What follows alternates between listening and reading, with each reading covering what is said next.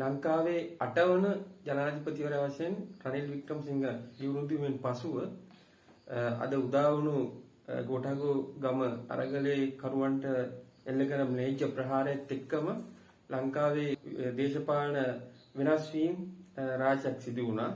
මම හිතන්නේ නැවතවතාවක් දේශපාලනයේ නියැලලා ඉන්න අයට තේරුම් ගත යුතු දෙයක් තමයි දේශපාලනය කියන්නේ මේ ලේසි දෙයක් නෙවෙයි කියන එක. මම හිතන්නේ ඒක හැමෝටම තේරුම් ගත යුතු දෙයක්. ඒ වගේම රනිල් වික්‍රමසිංහ ඒක තේරුම් කරා. අරගල කරවන්නටත් ඒක තේරුම් යන්න ඕන මේ වෙලාවේ. ඉතින් අපේ මතේ ඒක මොකද දේශපාලනයේ සරලව දාලා කතා කර හිටපු අරගල කරුවන්ට අද ප්‍රහාරයත් එක්කම ඔවුන් වසුවර්ධිතව තේරුම් ගත යුතුයි මේකේ තියෙන බැලෑරුම්කම්.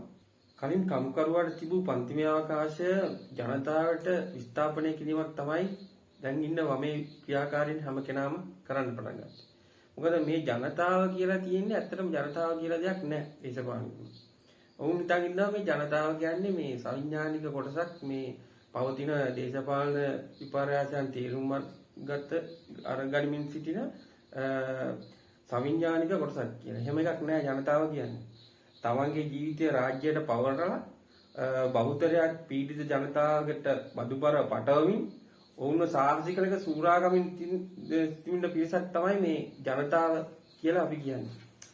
ඉතින් මේ උදාහරණයක් විදිහට රාජ්‍ය සම්පත් භුක්ති විඳින රාජ්‍ය සේවකයෝ, වෛද්‍යවරු සහ ඔය දැන් අරගල නීතිඥයන් මෙවැනි පිරිස් ඔක්කොම මේ කොටසට අයිති. මොකද මොවුන් තමයි මේ පීඩිත ජනතාව තවදුරටත් පීඩිත තත්ත්වයට පත් කරලා ඔවුන්ට මේ තියෙන සමාජ අවකාශය තුල හිර කරලා සියලු වරප්‍රසාද භුක්ති විඳින කොටසක්. අනිත් අතින් තව දෙයක් තමයි මේ විශ්වවිද්‍යාල ආචාර්යවරු.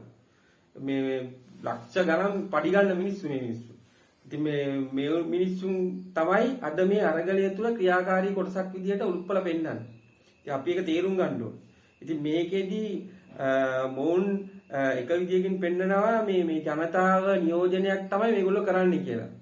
ඒකම මේකට අලුතෙන් ආදේශ වෙලා ඉන්නවා සිනමා තාරකාවයන්. ඒකම මේ නාට්‍ය කලාකරුවන් වැනි කොටස්. කිසිම දේශපාලන අවබෝධයක් නැති පිරිසක් තමයි මොකද. ඒ කියන්නේ දේශපාලනය කියන්නේ මේ වීදි සටන් වලට ලඝු කරලා ඒ තුලින් තමන්ගේ අනන්‍යතාවයක් ගොඩනගා ගන්න හදන පිරිසක් දැන් අලුතෙන් ඇවිල්ලා ඉන්නවා මේ කලාකාරයෝ කියලා. අපි ඒ දවස්වල 60 70 දශකයේ හිටියා කලාකාරයෝ කියලා පිරිසක්.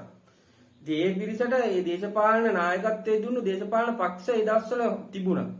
ඔවුන්ගේ වාම ක්‍රියාකාරීත්වයන් තුලින් ඔවුන් යම්කිසි දේශපාලන දර්ශනයක් හදාරලා ඒ තුලින් ඔවුන් යම්කිසි ශික්ෂණයක් ලැබිච්ච කොටසක් හිටියා.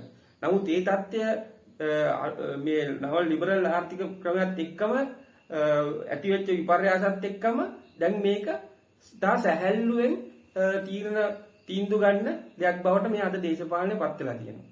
ඉතින් ඒ තුලින් තමයි මේ නොයෙකුත් කල්ලි කණ්ඩායම් වලට කොටස් මේවට එකතු වෙලා ලංකාවේ වමේ වාමාංශිකය කියා ගන්න මේ පිරිස් එක්ක එකතු වෙලා මේ වාමාංශික පක්ෂ වලට මොවුන් ඇවිල්ලා හේතු වෙලා ඒ තුලින් ඒ වල ක්‍රියාකාරීත්වයන් සමග බද්ධ වෙලා දැන් අද ජනතාව වෙනුවෙන් පෙනී සිටිනවා කියලා මොවුන් ක්‍රියා කරන්නේ.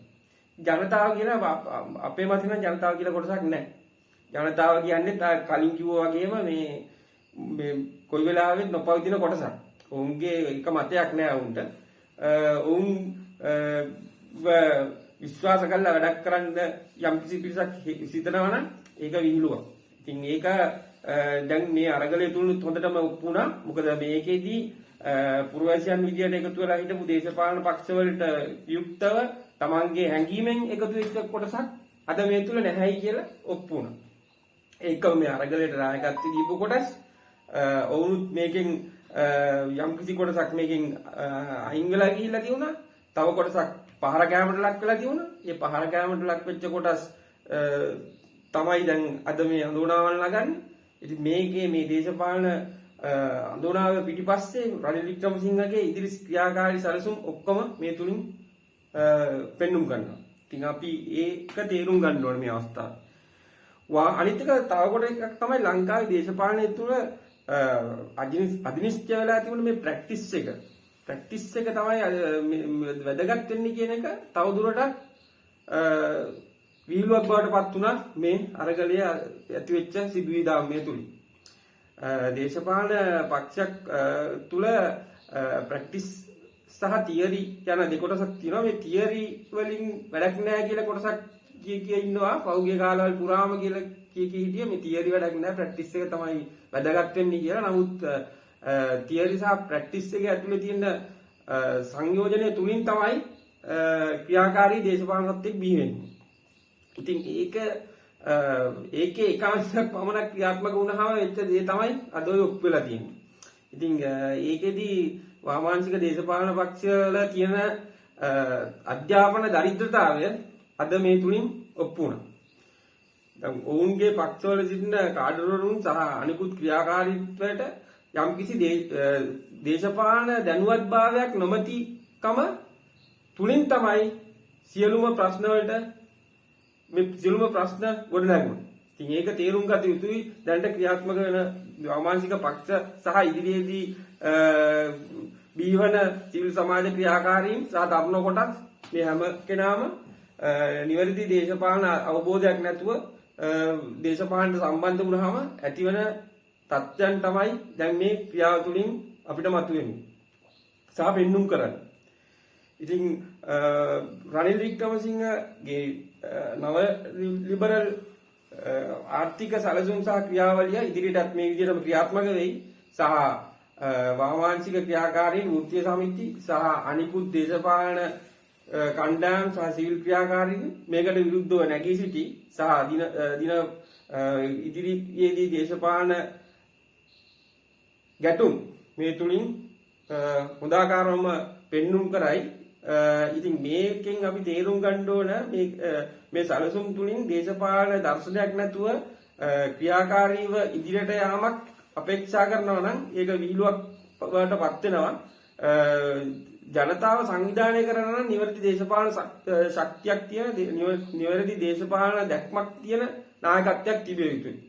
ඉතින් ඒකට සටන්කාමී භාව විතරක් වැදගත් වෙන්නේ නැහැ. ඉතින් සටන්කාමී භාවය වැදගත් නොවන ඒකට මුල් තැන දීලා ඒක අනිශ්චය වෙච්ච නිසා තමයි අද මේ හැම ප්‍රශ්නයකටම හේතු වෙලා තියෙන්නේ. අපි තේරුම් ගන්න ඕන මේ වෙලාවේ දේශපාලන පක්ෂයක් විදියට ක්‍රියා කර යුතු ආකාරය සහ ඒ තුල තියෙන දේශපාලනමය දැනුමක් නොමැති වීම තුලින් ඒ තුල තියෙන දේශපාලන දරිද්‍රතාවය මේ හැම එකකටම බලපානවා. අනිත් එක දැන් දේශපාලන මේ ක්‍රියාකාරීත්වය තුලින් තවදුරටත් අරගල භූමියේ සිදුවන සිදුවීම් දාමෙන් පුරවැසියා සහ අරගලය තවදුරටත් බද්ධව ක්‍රියා කරන නොමැති ක්‍රියාකාරීත්වයක් තවදුරටත් ඇති වෙයි කියලා සිතන්න අමාරුයි. මේ තියෙන தත්ත්වයක් එක්ක. මොකද රනිල් වික්‍රමසිංහ දැන් අද මේක විනාශ වෙන්න ගහලා තියෙනවා. ඒ ගහලා තුලින් තවදුරටත් පුරවැසියන් මේ තුලට ඒකට යම්කිසි බියක් දක්වනවා.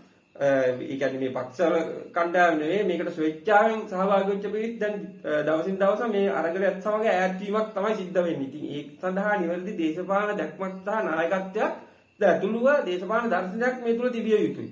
මේ තුල නැත්තේත් ඒක. ඉතින් ඒක නැතිකම නිසා තමයි මේක ෆේල් වෙනවා නම් ෆේල් වෙලා තියෙන්නේ. දැන් මේක ෆේල් වෙලා ඉවරයි. මේක අලුතෙන් ෆේල් වෙන්න දෙයක් නැහැ. ඒක නිසා මේක තවදුරටත් ශක්තිමත්ව ඉදිරි දේශපාලන තීන්දුව මේ රජයත් සමග දේශපාලන තීන්දුව ගැනීමේදී මම හිතන්නේ නිවැරදි දේශපාලන දැක්මක් තමයි අපිට අවශ්‍ය වෙන්නේ.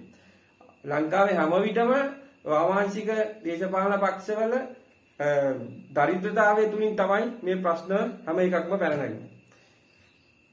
70 දශකයේ ගත්තොත් ලංකා සමාජ පක්ෂය තුල පස්සේ හර්තාල වෙලාවේ ගත්ත මහා පාවාදීමත් එක්කම ඇතිවෙච්ච ඒ තත්ත්වයන් උඩින් තමයි වාමාංශික පක්ෂවල දවසින් දවස ඒ පක්ෂවලින් ගැලවිලා මිනිස්සු ඒ ක්‍රියාකාරීත්වයෙන් වෙන් වෙලා තමන්ගේ වැඩක් බලාගෙන දේශපාලනයෙන් දුරස් වුණේ. ඉතින් ඊට පසු ඇතිවෙච්ච දේශපාලන විපර්යාසයන් එක්ක දැන් අද ඇති වෙලා තියෙන නව වාමාංශික පෙරමුණු සහ දැන්ට ලංකාවේ ක්‍රියාත්මක වාමාංශික පක්ෂවල තියෙන දේශපාලන දරිද්‍රතාවය තවදුරටත් පෙන්눔 කිරීම තුලින් තමයි මේ පුරවැසියන් දේශපාලනයෙන් ඈත් වෙන්නේ.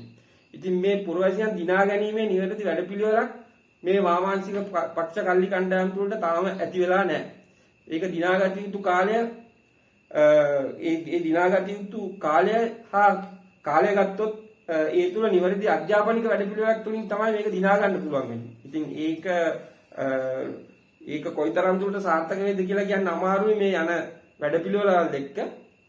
ඉතින් මේ தත්ත්වය තුලින් මේ පුරවැසියන් දිනා ගැනීමේ නව වැඩපිළිවෙලක් තමයි අපි යෝජනා කරන්නේ. එවැනි දැක්මක් නොමැති වුණොත් ඉදිරියේදී මේවැනි තත්ත්වයක් තුලින් තමයි තවදුරටත් මේ දේශපාලන ක්‍රියාකාරීත්වයන් තුලින් අපිට දකින්න ලැබෙන්නේ සහ අත්දකින්න වෙන්නේ. තවදුරටත් 88 89 වැනි භීෂණ කාලයක් මවාපෑමක් පෙන්눔 කරනු ලැබුවත් ඒ වගේ තත්ත්වයක් උදා වෙයි කියලා අපිට හිතන්න අමාරුයි. මොකද නව ලෝක රටාවත් සමග හැම වෙලාවෙම බිල්ඩෙක් මවන නිසා මේ වෙලාවෙත් 88 89 බිල්ඩෙක් මවයි මේ තත්ත්වය තුල. නමුත් අපිට කියන්න තියෙන්නේ මේ තත්ත්වයක් ඇති වෙන්න තියෙන ඉඩ ප්‍රස්තාව බොහෝ විට අඩුයි. මොකද මේ තියෙන නව ආර්ථික රටාව සමගින් මේ තියෙන දේශපාලන පක්ෂව කොයි වෙලාවෙත් ක්‍රියාත්මක කරන්නේ පවතින ධනපති රාමුව තුල බලය පවත්වන ආණ්ඩුව සමග යම්කිසි සමුදිකගත ආණ්ඩුවක් පවත්වාගෙන යන්න තමයි උදව් කරන්නේ. යම් මේකින් දලස්සලක් වෙනුම මේ අවස්ථාවේ ජනාධිපති වුණා නම් මේ සිවිල් ක්‍රියාකාරීන් ඇතුළුව වාමපන්ථී පක්ෂ සියල්ලම ඔවුන්ට ඔහුගේ වැඩපිළිවෙල දියත් කරන්න නිහඬ සහයෝගයක් දෙනවා. ඒක තමයි ඔහු පත්මානන් සිද්ධ වෙන ක්‍රියාදාමය තුලින් සිද්ධ වෙන්නේ. නමුත් මෙතෙන්දී ධනපති නායකයෙක් විදියට රනිල් වික්‍රමසිංහ පත් වෙච්ච නිසා ඔහුට වාමපන්ථී පක්ෂවල කියපු ගමන් ක්‍රියාත්මක වෙන ධනපති විරෝධය තමයි මේ රනිල් තුලින් පෙන්눔 කරන්නේ. ඒට විරුද්ධව ගත්ත තීන්දුව සහ ක්‍රියාකාරීන් තමයි දැන් මේ පෙන්වන්නේ. 69 ලක්ෂයක් ගත්ත ගෝඨාභය රාජපක්ෂ පැන්නුවා නම් රනිල් වික්‍රමසිංහ අපිට වැඩක් නෙවෙයි කියන මතයනේ දැන් ඉන්නේ හැමෝම. නමුත් ගෝඨාභය 69 ලක්ෂයක් ජනතාවගෙන් ලබා ගත්තේ මේ ඉන්න අරගල නියුක්ත තරුණ කොටස් තමයි ඔහුට ජනවරම ලබා දුන්නේ. ඉතින් කිසිම ජනවරමක් නැති කිසිම ඡන්ද පදනමක් නැති රනිල් වික්‍රමසිංහ වගේ නායකයෙක්ව පාර්ලිමේන්තුවට දැන් ජනාධිපති ලෙස පත් වී තියෙන අවදියේ ඉතින් ඔහු ජනතාවගේ සිතුම් පැතුම් තේරුම් ගත්ත නායකයෙක් නොවන නිසා තවදුරටත් ඔහු මුල්තැන දෙන්නේ මේ ආර්ථික වැඩපිළිවෙලට. ඉතින් මේ ආර්ථික අන්න ඒක තමයි වැදගත් වෙන්නේ. ආර්ථික වැඩපිළිවෙල ක්‍රියාත්මක කරන්නේ කෙසේද කියන එක තමයි ඔහු වැඩ කරන්නේ. ඉතින් එතෙන්දී ඔහුට විරුද්ධව නැගී සිටින සියලුම බලවේග ඔහු විනාශ කරනවා. ඒක තමයි ප්‍රධාන. ඉතින් ඔහුට විරුද්ධව වැඩ කරන සියලුම දේශපාලන ක්‍රියාකාරීකම් සහ මේ වැඩපිළිවෙල දියත් කරන්න නොදී ඇති වෙන බාධාවන් ඔහු දන්නවා ඒක කොහොමද ඉවත් කරන්න කියලා. නමුත් මේ ඉදිරියේ ක්‍රියාත්මක වීමට නියමිත තියෙන මේ අන්තර්ජාතික මුල්‍ය අරමුදලේ ක්‍රියාකාරීකම් ඊටාම ලේසියෙන් ඔහු මේ ගැටලු ටිකට ප්‍රවිෂ්ඨ වෙනවා. ඒ ප්‍රවිෂ්ඨ වීමේ ප්‍රතිඵලයක් තමයි අද උදේ අපි අත්දැක්කේ. ඉතින් තවදුරටත් මේ වාමාංශයේ කොටස් සහ ක්‍රියාකාරීන් දිගටම ක්‍රියාත්මක වෙන්නේ මේට විරුද්ධව පාරවල් වල වීදිවල සටන් කිරීම පමණයි. ඉතින් ඒ තුලින් දිනාගත යුතු දෙයක් නැහැ. ඉතින් දිනා ගන්න දැන් අරගලය අපි දිනාගත්තේ යම්කිසි මට්ටමක පුරවැසියන් සහ සාමූහික එකතු වීමක් වුණත් අනවශ්‍ය ආකාරයෙන් ඒ කියන්නේ මේක කරන්න එපා කියන මතයක් නෙමෙයි අපි කියන්නේ. දේශපාලන සවිඥානිකත්වයක් නොමැති වීම, දේශපාලන අධ්‍යාපන වැඩපිළිවෙලක් නොමැතිව කරන සටන් වලින් ජයග්‍රහණයක් ලබා ගන්න බෑ. ඉතින් ඒක තමයි ඒක තේරුම් ගන්න ඕන. ඒක තේරුම් නොගැනීම නිසා ඇතිවන ප්‍රශ්න විශාල ඇතිවන ප්‍රශ්න වලින් විශාල ජීවිත හානි පවා ඇති වෙන්න පුළුවන්. අන්න ඒකයි අපි තේරුම් ගන්න ඕනේ.